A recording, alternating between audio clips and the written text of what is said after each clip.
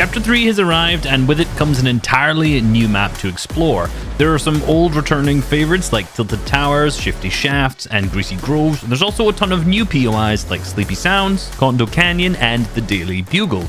Now, everyone knows the POIs, but what about the characteristics of the map, and what should we expect throughout the competitive season for Chapter 3 Season 1? Let's dive into some of the new changes and effects it has on competitive play. The first change that will seriously impact the way that competitive games are played out is the large abundance of environmental heals that are now available on the map. Previously, in Chapter 2, a lot of the slurp barrels were mainly located at Slurpy Swamps, with of course some others being thinly spread across the map in small amounts. Now in Chapter 3 Season 1, there are 87 slurp barrels distributed rather evenly across the map. Similarly, there are also 171 produce boxes spread relatively evenly throughout the map as well, so now a lot more players and teams will get access to not only the free shield in these, but also the peppers for enhanced movement speed. Last chapter, all the pepper spawns were basically limited to one POI, Catty Corners, but now the majority of named POIs have access to these outside of Rocky Reels. Teams like Janice and Vortex, who placed second in the first Cash Cup of the season, heavily utilize this in their early game strategy. They land to the south side of Sleepy Sound, and on their individual looting paths, both has access to shield barrels and produce boxes, meaning they can essentially make the most out of the 20 chests they have there, as they barely need to use any shield that they loot. Vortex uses 7 shield barrels to the west side alongside the shield mushrooms obtained from the produce boxes to get himself all the way up to 200 HP. Janice lands on the east side and pops 2 minis, then grabs the 3 slurp barrels and produce boxes to the north. You might think it's a waste, since he could have just used the same shield barrels as Vortex, but landing more split enables them to loot the entire place faster, disengage quicker, finding plenty of minis along the way anyway, so it won't necessarily matter. As you can see, as they leave their POI, they are not struggling for shield one little bit, unlike many of the other teams in the lobby. You know, Reese, while we're on the topic of heals, we have to talk about the new coolers. These trusty new resources provide 3 different variations of loot.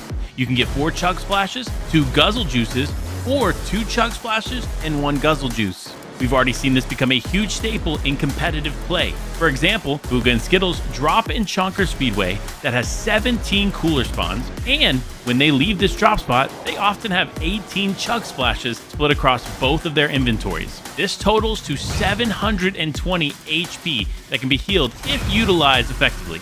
With the cars already equipped here in Chonker Speedway with those nice off-road tires, they have that ease of mobility around the map. With this additional mobility and all of the chug splashes from the cooler boxes, this allows them to spend much more time looting in zone for ammo and better weapons. The issue with this strategy, though, is that it requires you to take a mid-game fight for your surge damage. But for a team like Booga and Skittles, that's something they're very confident in. Overall, this is a very unconventional but successful early game strategy they've been implementing. Last but not least, we have probably the most impactful addition to the map, and that is the spider webs. These webs provide you with mythic Spider-Man web shooters, an easy rotational tool using the webs, and additional heals. Having these provide numerous benefits in the early game, like easy shield and fast mobility.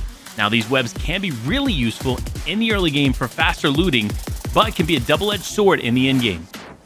In this game, the first moving zone pulls from south of Daily Bugle to the northwest, which means there are a large amount of obstacles in players' way. Shady and Waze have boxed up next to one of these webs, meaning when the zones start to pool, they can leave their box and get an easy rotation from low ground without the use of a launch pad, and also saving them a ton of material.